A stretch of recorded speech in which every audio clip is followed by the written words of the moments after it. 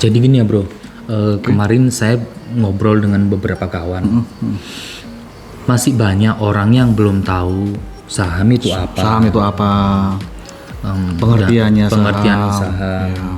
Saham itu sulit. Sulit, betul. Kenapa saham itu diperjualbelikan dan saham itu untungnya dari mana? Caranya bagaimana? Apa saham ini membutuhkan modal yang besar? Butuhkan modal yang besar atau tidak? Nah, pertanyaan-pertanyaan seperti itu sangat wajar buat pemula. Iya. Kita akan kupas satu persatu pertanyaan itu dalam video kita kali ini. Jadi jangan kemana-mana, check it out.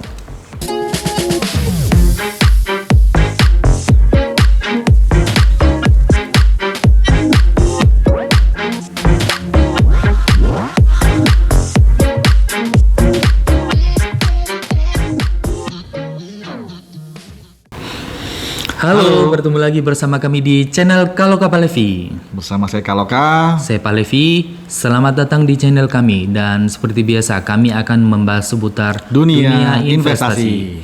Dan bagi kalian yang baru saja menemukan channel kami dan tertarik dengan konten kami, jangan ragu untuk klik like and subscribe. Oke, tadi kita sudah membahas beberapa pertanyaan dari teman-teman kita, para pemula, mengenai apa itu saham, pengertian saham, dan lain-lain. Kita akan mulai menjelaskan satu persatu. Oke, kita akan menjelaskan mengenai pengertian saham. Pengertian saham. Saham adalah bukti kepemilikan sebuah perusahaan. Artinya, pemilik saham adalah pemilik perusahaan. Semakin banyak saham yang kalian miliki, maka semakin besar juga kekuasaan atas perusahaan tersebut. Nah, saya akan mencoba memberikan analogi yang sederhana mengenai saham nih bro. Iya bro, gimana? Biar gampang, biar teman-teman pemula pada tahu nih. Contoh begini, semisal sebut saja si Tono akan memulai usaha bakso dengan modal 10 juta. Tetapi si Tono hanya punya modal sebesar 2 juta.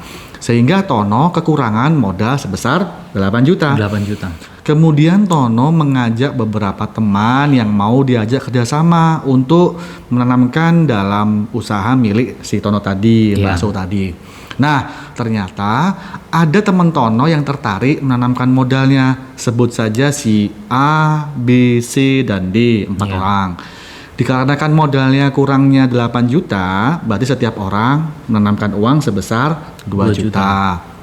Si A menanamkan modal 2 juta, si B 2 juta, si C 2 juta, dan si D juga 2 juta. Dengan kata lain, masing-masing dari mereka mempunyai saham sebesar 20%. Itu analogi yang sangat sederhana. Iya. Nah, pertanyaan selanjutnya nih, bagaimana keuntungan saham? Coba kamu bisa Oke jelaskan. ya kawan-kawan, saya akan menjelaskan. Jadi dari mana pembagian keuntungan ini? Dari analogi tadi, semisal bakso Tono ini sudah berjalan selama 1 tahun. Ya. Dan ternyata bakso Tono ini laku keras. Sehingga modal yang awalnya 10 juta berkembang menjadi 20 juta. 2 kali lipatnya ya, Iya. bro ya. Atau naik sekitar 100%. Ya. Yang tadinya masing-masing orang mempunyai kepemilikan sebesar 20%, maka si A akan mendapatkan keuntungan 20% tambahan, sehingga total modal ditambah keuntungan adalah sebesar 4 juta rupiah. Jadi 2 juta modal awal ditambah 2 juta keuntungan tahun berikutnya. Hal ini juga didapatkan oleh si B, si C, dan si D tadi. Oke. Nah, dari sini menunjukkan bahwa dengan modal 2 juta, 1 tahun kemudian tumbuh menjadi 4 juta. 4 juta, betul. Dan gimana bro? Cara ini ada pertanyaan dari kawan-kawan ya. Oke. Cara jual dan beli saham itu bagaimana? Pertanyaan selanjutnya adalah bagaimana cara jual dan beli saham. Nah, kita kembali ke analogi bakso Tono tadi, bahwa tiap orang itu punya saham 20% ya. Dari modal 2 juta per orang, dan ternyata bakso Tono berkembang tahun berikutnya sehingga tiap orang mendapatkan 4 juta. Semisal nih si A butuh modal atau butuh uang. Kemudian si A tadi itu menawarkan saham 20% ke katakanlah si E. Si E. Nah, kemudian si E tertarik. Akhirnya si A menjual 20% tadi kepada si E dengan harga 5 juta. Nah, berarti si A mendapatkan keuntungan 1 juta dari hasil menjual saham kepada si E tadi. Betul. Nah, tadi kita sudah bahas mengenai bagaimana cara menjual. Kemudian ada lagi nih bro, pertanyaan dari teman-teman. Nanti coba kamu bisa bantu ya. Iya. Sebenarnya fungsi saham itu apa? Oke. Jadi fungsi saham di sini itu adalah sebagai pendanaan ya kawan-kawan. Dengan menerbitkan saham, maka perusahaan membutuhkan pendanaan untuk kepentingan bisnis perusahaan. Semisal kita balik ke analogi yang tadi di Pak Sutono tadi itu ya. Pak Sutono ini sudah berjalan sekitar 2 tahun lamanya.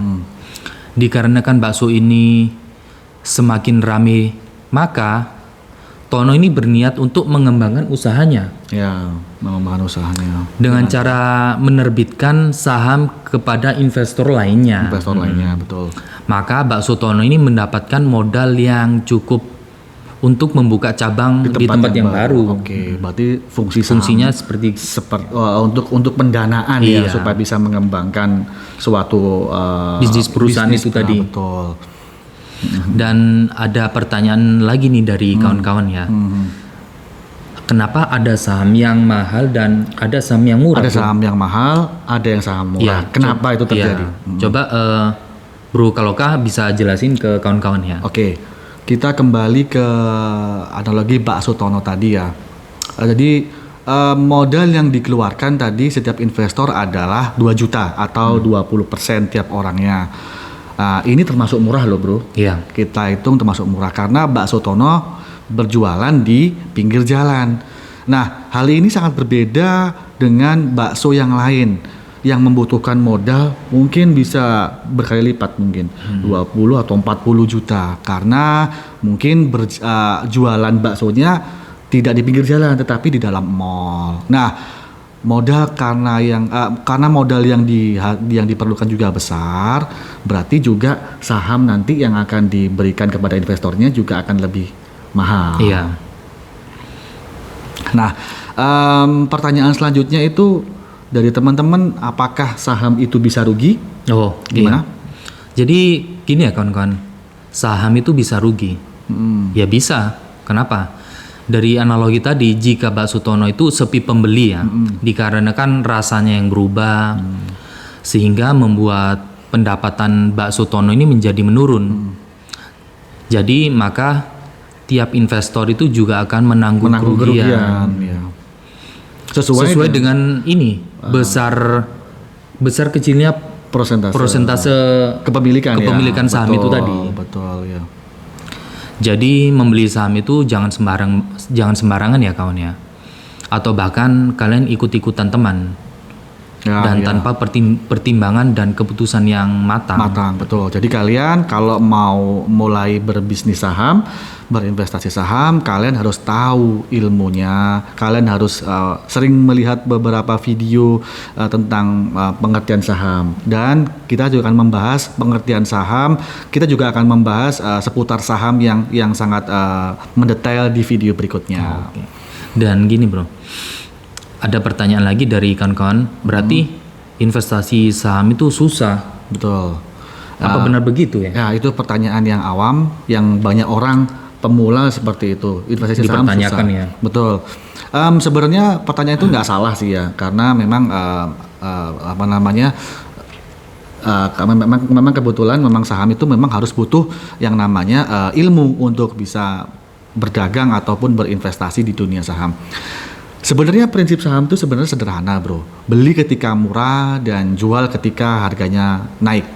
Jadi beli saham sama seperti berdagang yang lain pada umumnya. Iya benar.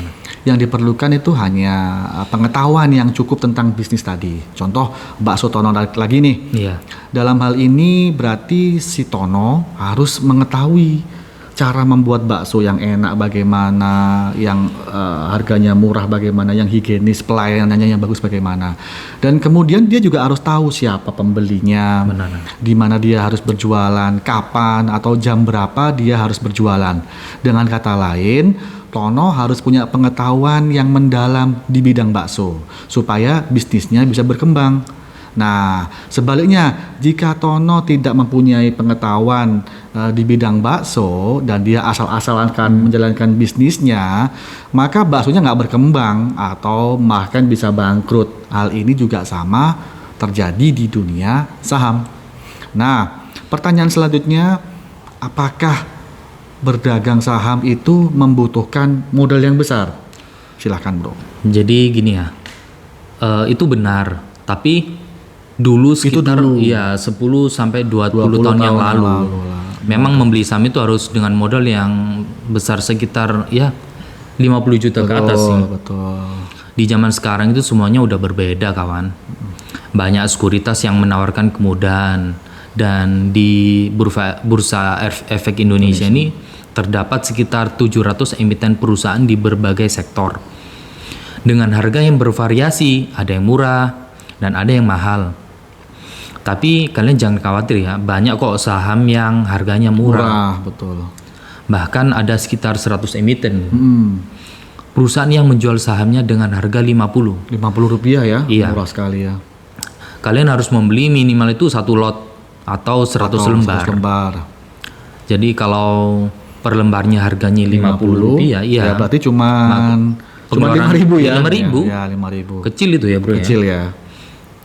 Dengan uang sebesar 5.000 kalian juga memiliki saham yang berarti kalian membeli sebuah perusahaan. Jadi nggak saham itu berarti nggak perlu modal besar ya bro. Iya. Termasuk murah ya. Dan pertanyaan selanjutnya gini bro. Ya. Apakah investasi itu aman gitu? Jadi itu. Orang itu kan takut gitu ya. Betul. Zaman sekarang banyak investasi bodong, abal-abal. Sekarang banyak penipuan yang berkedok investasi. Itu pertanyaan yang sangat bagus sekali bro. Kita akan coba jawab nih. Jadi kalian harus mengerti dulu investasi saham itu aman atau tidaknya. Pertanyaan ini pertanyaan yang bagus sekali dan memang harus dilakukan karena kalau misalkan ada pemula yang kalau saya setor dana, apakah dana saya aman gitu loh? Apakah ada lembaga yang berwenang di pasar saham gitu? Nah, jadi untuk berinvestasi di dunia saham, terutama di Bursa Efek Indonesia, kabar baiknya adalah jangan khawatir bahwa semua sudah sudah ada lembaga yang berwenang dalam mengatur semua ini. Nah, ada 5 lembaga yang berkewajiban dalam menjaga keamanan dan juga proses yang ada di Bursa Efek Indonesia. Yang pertama ada OJK atau Otoritas Jasa Keuangan.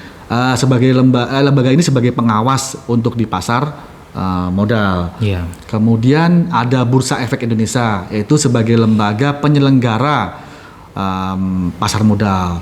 Kemudian ada KPEI, Clearing Penjamin Efek Indonesia, sebagai lembaga pencatat di Bursa Efek.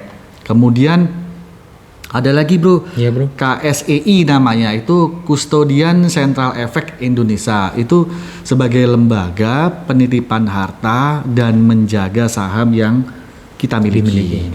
Yang terakhir ada namanya SIPF, yaitu Security Investor Protection Fund, sebagai lembaga penjamin dana yang hilang dari investor. Jadi di sini ada 5 lembaga yang berkewajiban dan berwenang di pasar modal. Ada OJK, saya ulangi lagi ya. Ada OJK, ada BI, ada KPEI, KSEI, dan SIPF. Jadi kesimpulannya, para investor dan kawan nggak perlu khawatir, nggak perlu khawatir karena semua sudah aman untuk investasi di Bursa Efek Indonesia. Cukup sekian video kita kali ini. Jika dirasa video ini bermanfaat buat kalian, dan perlu saya ingatkan lagi, jangan ragu untuk klik like and subscribe. Dan Jika kalian ada kritik, saran yang bisa membangun video ini, please chat your comment di kolom komentar supaya kami bisa memberikan video-video yang menarik seputar dunia investasi berikutnya. Thanks for watching and see ya.